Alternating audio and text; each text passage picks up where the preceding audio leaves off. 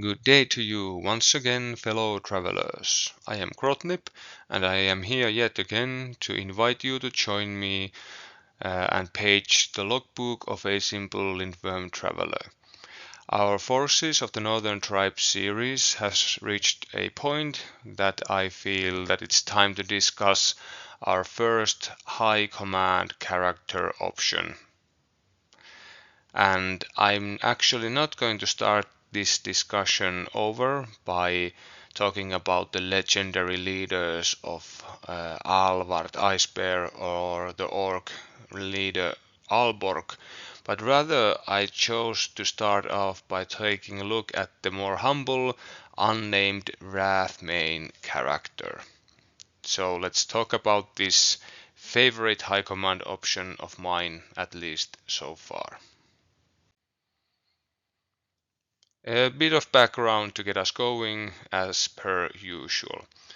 As we already talked about in the Wrathmane video, the Wrathmane is the leader or chieftain of an orc tribe. They gain their position by defeating the previous ruling Wrathmane in a single combat, at which stage in the background the now Wrathmane orc's hair starts to go red, and then again the defeated old Wrathmane's hair turns grey, marking their new position. The Wrathmanes then undergo, the new Wrathmane that is, undergoes a physical and mental transformation to become the most imposing orc of the tribe. I really love how in the backstory of Warcrow, these Wrathmanes don't discourage challenges to their rule, but rather they foster their potential challengers in order to prove their strength, maintain their legitimacy to rule, and also there seems to be an idea among the orcs that to grow old and weak is natural and part of the life cycle of all living things, orcs included, and a time will come when it's necessary for the benefit or the best of the tribe that the current old Wrathmane is deposed by a younger, more dynamic and more capable challenger. And the orcs, in a really nice twist, don't seem to feel any resentment due to this fact, but rather they see it as an important part in the cycle of the orcish life. So, onto the profile then. As you can see from the high resolution of the image before you, this is yet another card that I was able to pick up from the PDF file found on the Corvuspelli press kit. So this will make going through the stats and abilities a bit easier than the last time. When we take a look at the Wrathmane's points cost, we see that he is actually really cheap for a high command character. Coming in at only 30 points, he is only 5 points more expensive than the Hersir character. And for the same price as Alborg, you can have your Wrathmane and an entire unit of Orc Hunters for him to join. I'm imagining that this is something that we are going to be seeing with these generic, not so individually powerful high command characters, that they are going to be quote unquote too cheap for what they bring, but that's a smart thing since that'll help them compete with the more powerful and more expensive named characters that I would imagine are going to be leading most of the forces into battle. When we check the command panel under the points cost, we see that the Wrathmane is going to be bringing you 2 command tokens. This continues the theme that many of the non-named Northern Tribes characters have lackluster command token tallies, which can, if you choose to bring a lot of those types of characters, mean that you will eventually end up having a bit fewer command tokens than your opponent, and thus not only are you able to trigger your command skills less often, but you will also be at a disadvantage when it comes to rolling for the initiative before the battle. The 3-2 movement with a 10 stride charge is really standard for orcs that we have seen so far, so no big surprises there. Moving solo, the Wrathmane is going to be a bit on the slower side when getting into position, but once within the charge range of the enemy, he should be able to get the charge off against most targets, since the hegemony troops seen so far don't have as high charge ranges as our Wrathmane over here does. One of what I would consider to be key attributes of the Wrathmane profile is the fact that he has whopping 5 wounds. This is the joint most wounds that any of the characters released so far has, so the Wrathmane can take some heavy punishment before going down. And while inevitably there's probably going to be more powerful characters and units with even more wounds, I don't think 5 wounds is ever really going to go out of fashion. When it comes to the Wrathmane's psychological performance, it's okay, if not great. 2 orange willpower dice means that he should be passing the vast majority of severity 1 willpower tests that he's going to be called upon to make, but severity 2 willpower tests can prove troublesome, and there are going to be situations where you are going to be failing even that test where you're looking for that 1 success, so keep that in mind. Morale value of 2 is okay, but it's not great. The Wrathmane won't be activating over and over and over again, ripping several enemy formations apart per turn, so this is something that you need to be keeping on your mind. Let's jump straight to the keywords next, since the availability figure will not matter, as we are soon going to be finding out. To everybody's great surprise, the Wrathmane is an orc and a character, but what's way more important is the fact that he is a high command character.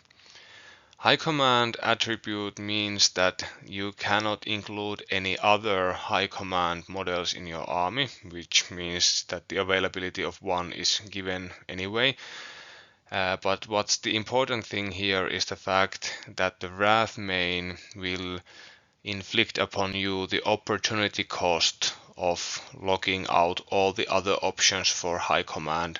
And what's the most important thing when it comes to Northern Tribes that this does is that as he is not a War Alliance character, he will stop you from accessing War Alliance, period. Unless at some point we get a supporting character that brings the War Alliance ability in some way or shape or form, but I highly doubt that that's going to be happening. So if you are choosing to wield the Wrathmane in your company, that means that orcs will ever be joining orcs and the Varangs will be joining Varangs, no mixing and matching whatsoever allowed. And this is probably going to have a significant impact on your company's army list composition, as well as how you choose to deploy and integrate different types of units. Raging makes the Wrathmane more potent when charging by allowing him to add an automatic success to his attack roll, while Elite is going to buff up his willpower score, effective willpower score that is, as well as be really useful when he's defending himself or counter-attacking as part of defending. The reason why the Elite isn't going to be all that important when he's attacking is the fact that he already has a powerful hollow success switch, so you probably won't be using that Elite on the attack all that often. As seems to be the case with most of the characters that are usually going to be wanting to join units, the Wrathmane does not have an independent conquest value, but as he probably is going to be mostly found inside orc units at the beginning of the battle anyway, I don't consider this to be a big problem. As you can see, I have calculated the effective damage output of the Wrathmane there on the top. He's on the average going to be causing 4 points of damage against an enemy that he's attacking with the maximum of 6. If he chooses to push, this value is increased further by adding another point to average 5, maximum 7, and if you are charging, that'll be +1 to average and +1 to maximum also. The attack roll itself is broken down into 2 different damage inflicting components. There's going to be the basic successes that are going to be hurting the enemy the traditional way, and then there's also the hollow success switch that will cause automatic wounds on the enemy, helping bypass excellent defenses by certain enemy units. If you choose to push, this additional damage will also come in the form of a hollow success, which will indeed mean an automatic wound even against the most defensively oriented of enemy troops. So keep that one in mind. As you know, if you are familiar with the attack dice of Warcrow, the hollow successes and the successes are in many cases, or actually in all cases, mutually exclusive, which means that you can't be rolling both at the same time, and hence the maximum damage of the Wrathmane isn't as high as just calculating together the maximum amount of successes and the maximum amount of hollow successes that can be achieved. The Wrathmane also has another switch ability, which is an unreliable hollow special trigger that causes the vulnerable state upon the enemy being attacked. It would appear that there's a typo on the Wrathmane's push ability, since it instructs you to add a solid special symbol to your roll, and the Wrathmane can't make use of this ability. So if I had to make a guess, I would guess that probably this special is actually supposed to be a hollow special, which would indeed make the vulnerable state infliction automatic when it comes to using the push ability. The Wrathmane's defense breakdown is going to be a whole lot more simple endeavor to cover, since there are no switch abilities or anything other special to take note of.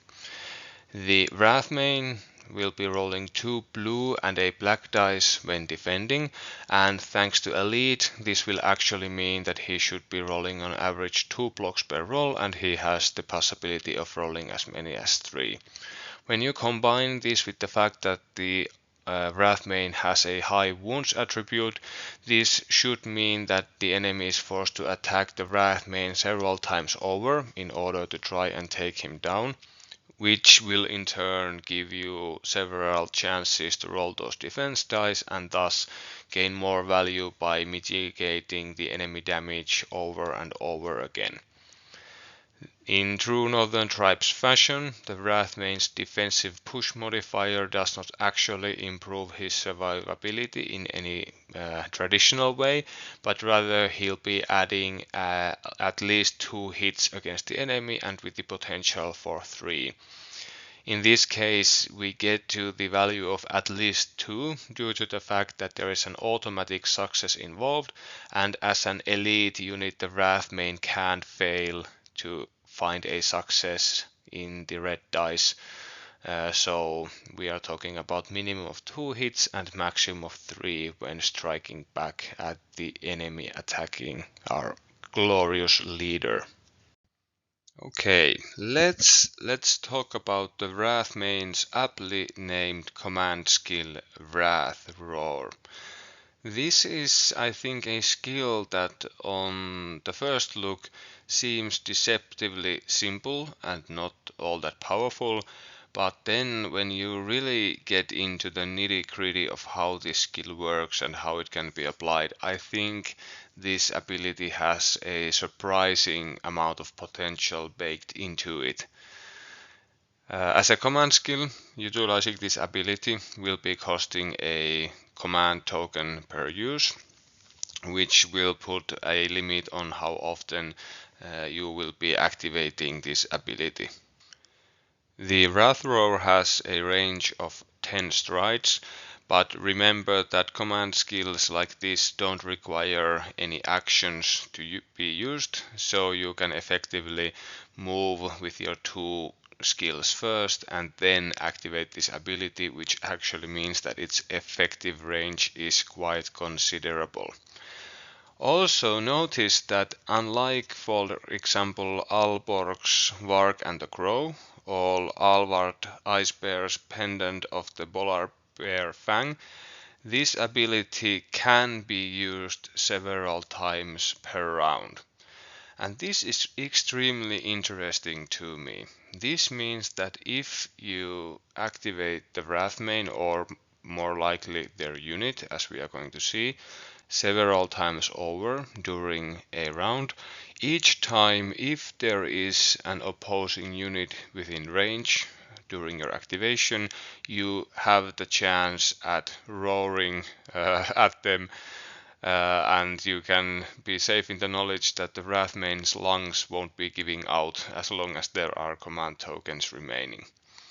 So that's really something that I'm looking forward to trying out, shouting at everything that moves and seeing how that shakes out. Then into the effects of this ability. It actually has two, and they are quite different in application, so I'm going to be talking about them one after the other. Firstly, this ability causes the frightened state on the enemy units targeted. Obviously, this doesn't work on fearless targets, but against other targets it's automatic. It applies the frightened state. And what the frightened state does is that it forces the affected unit to re-roll any successful willpower tests. And unlike with most of the states, it's not removed once it has affected the unit once, but rather it's removed only after the affected unit actually passes a willpower roll. At face value, this doesn't seem all that strong, but I think that's because we are so accustomed to playing against Drago's inspiring leadership, and hence moral effects or willpower effects don't seem all that powerful right now. But I am pretty confident that in the future, with less 2 orange and a yellow willpower on every unit in the opposing army, this ability is going to be coming into use more and more. And if you can saturate the enemy force with the frightened state, I think you can compound the fact or the factor that some of their units are bound to start failing their willpower tests at some point.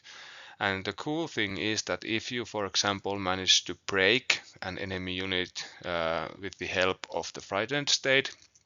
the frightened state will remain on that unit, which will in turn make it more difficult for them to rally when it comes to the time to try to do that. And hence you can be getting more and more value out of that frightened state even as the game goes on.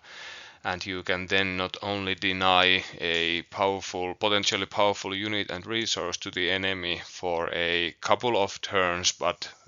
it may happen so that the enemy unit just keeps running and running, and you are effectively destroying them this way.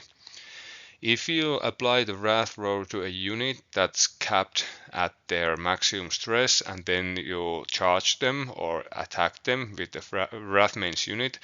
and you win, that will put at least 1 point of stress on the enemy, and that will push them over the moral threshold, which will then result in a willpower test.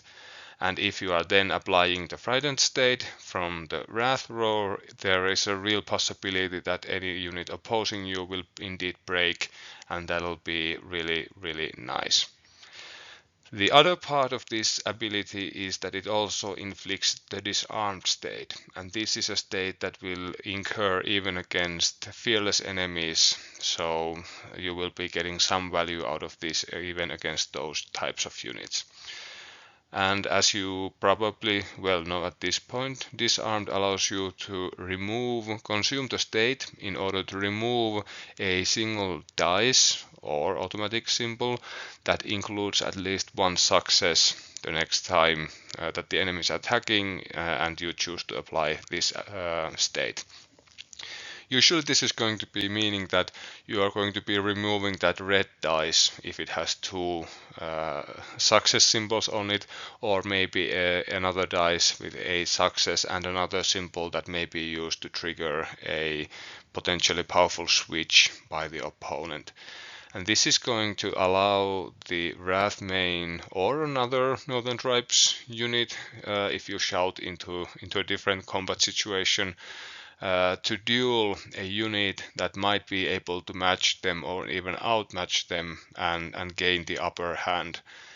I think that this ability and this state also is going to have an outsized impact on units that are reliant on that specific dice to deal the brunt of their damage. If we, for example, take a look at Lady Telia, who has been striking fear into the hearts of the Northern Tribes commanders of late, her damage output comes from her special or hollow special switch, her automatic success, and her red dice. The rest of the dice are yellow dice, so they aren't all that great at dealing damage, even though she has elite. So if and when you can shout at Telia with the Wrath Roar, that means that you will be able to neuter her damage output quite effectively by removing that red dice the next time she goes ahead and attacks you. Keep in mind when applying the ability of Wrathroar that you should probably not be targeting units that haven't yet activated this round and are unlikely to do so, because in the no one gets left behind step, these units will be able to choose between making that single move and performing the rest action, and if they perform the rest action, then they will get rid of all the states that have been imposed upon them. But I really feel that all in all, this is a really cool skill, and I think we are going to get a lot of mileage out of this as the game progresses from here on out. Alright, now that's the solo profile covered. Let's continue along and talk about Wrathmane as a character attachment to a unit. As you see from the symbol on the top right corner of the card or the lower part of the card, the Wrathmane is an officer. And pretty much for all intents and purposes, officers are the more powerful types of character, since they are counted as one of the unit members when it comes to counting how many members are left in the unit, which effectively ups the threshold of damage that needs to be applied to them before they drop to half strength or below. He will be acting as the unit leader, so he's the last one to be removed, and usually the unit isn't going to suffer that much damage that he's actually going to be destroyed along with the unit, but rather the unit is going to get wiped out around him, and the Wrathmane will break out as a solo character after. The Wrathmane adds a point of conquest to their attached unit, and this is in keeping with the squad leader type characters, that they may not have conquest when they are working solo, but when attached to a unit they make them more likely to capture objectives. And for example, attaching the Wrathmane to a unit of Orc Hunters will give you a Conquest 2 unit, and that's pretty decent. Also, as you can see, the attached profile of the Wrathmane keeps the Wrath Roar ability, so everything that we discussed previously also applies to a unit led by the Wrathmane. When it comes to the leadership qualities, the Wrathmane is imposing their willpower of 2 orange dice upon the unit that they join. It would seem that this is pretty much as high a willpower as it goes for the Northern Tribes leaders, so we can't complain too much. 2 orange dice, if I did my math right, should provide us with a 86% chance of passing Severity 1 willpower tests and a bit under 40% chance of passing Severity 2 willpower tests. Notice that unlike the Wrathmane, the Wrathmane does not actually make their unit fearless, so you need to be on the lookout for those intimidating units and things of that nature. The Wrathmane also adds a point of morale to their unit, and so, just as was the case with the Hersir, this actually means that a Wrathmane attached to a unit that is fully stressed out and then proceeds to get the unit destroyed around him won't be able to activate during that round if they have already activated, since the personal morale value of 2 on the Wrathmane means that he will be at full stress after the fully stressed out unit is wiped out next to him. All in all, these benefits when it comes to the leadership qualities of the Wrathmane and the attached unit are decent, but they aren't probably going to be the reason that you are going to be bringing him. Speaking of reasons to bring him though, the offensive output that he grants the unit is pretty great, and that's a good reason to bring him along. Firstly, the Wrathmane adds an automatic success symbol to the unit, which will add a point to the average and maximum damage of the unit in question.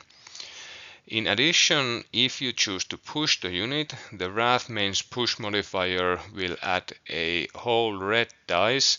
and another success to that roll. And thanks to a switch that we are going to cover soon, that red dice cannot fail to provide you with damage. So effectively, by pushing the unit, the Wrathmane is adding 3 or even 4 successes to your roll automatically, so that's pretty awesome. The red dice also has a chance of adding a simple special to the roll, but that's really not the reason why you're activating this push modifier. The Wrathmane also provides the same hollow success switch as the single profile had to their unit, and effectively this makes the unit that he's attached to, at least when attacking, almost an elite unit, actually better than an elite unit, since all the successes will be successes as normal, but all the hollow successes will instead inflict an automatic wound upon the enemy. And this is really powerful also because it helps you bypass those really defensively capable units, or at least bypass some of their defenses so that you can inflict some damage almost no matter what happens. Also note that this is an ability that gets most use out of yellow dice, since the yellow dice have the highest density of hollow success symbols in them. So if you have a choice in the future between different types of units, orc units that you can attach the Wrathmane to, as it regards this particular ability, units that are rolling plentiful yellow dice are going to be the best places for him. Then again, he also adds a really interesting secondary switch to the unit that he's attached to. This one is triggered by single hollow special symbols, which are found most plentifully in the orange dice. And what this does, it causes a displace 3 strides effect on the target. While this ability cannot be used on immovable targets, like the bulwarks, against other units, this is a really interesting movement tool that will allow the Wrathmane's unit, when you roll this switch, to actually push the target, for example, away from the objective that you are attacking, even if you don't manage to beat them in combat for some reason. And you can trigger this several times as long as you have enough symbols to do so, since there is no clause there that says that you have to have the unit engaged in order to trigger it. So if you roll several hollow specials, you can do things like push the enemy unit potentially past the corner of a building, thus blocking them from charging you on their next activation. Maybe you can push them into a forest to block their line of sight, or you can even push them into a engaged state with another unit if you want to tie them up that way. And if I am not mistaken, you can even use this ability if the geometry of the bases of the models involved allows this, mind you, to first displace the enemy unit leader to another position where you are still touching the unit, and then you can further push them away by winning the combat and forcing them back if they are full of stress. So there are some really interesting movement shenanigans that you can play with this ability, and this can achieve things like clearing an objective with surprising amount of cunning for an orc, where brute force might not actually get the job done. Again, when it comes to the defense, the Wrathmane is a whole lot simpler deal. He will be adding a single solid block symbol to your defense roll, which will either make your orcish units more sturdy, or if you are attaching him to a unit like Hunters, gives more chances, if you so choose, to exchange wounds with attacking units via their defensive switch.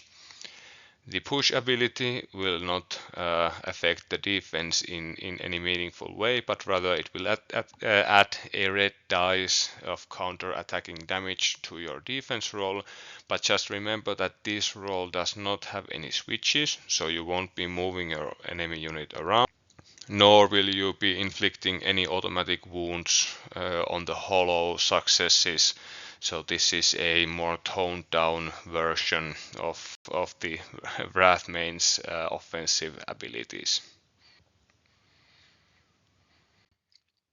Okay, let's combine some of what we have went through into an end analysis on the orc Wrathmane.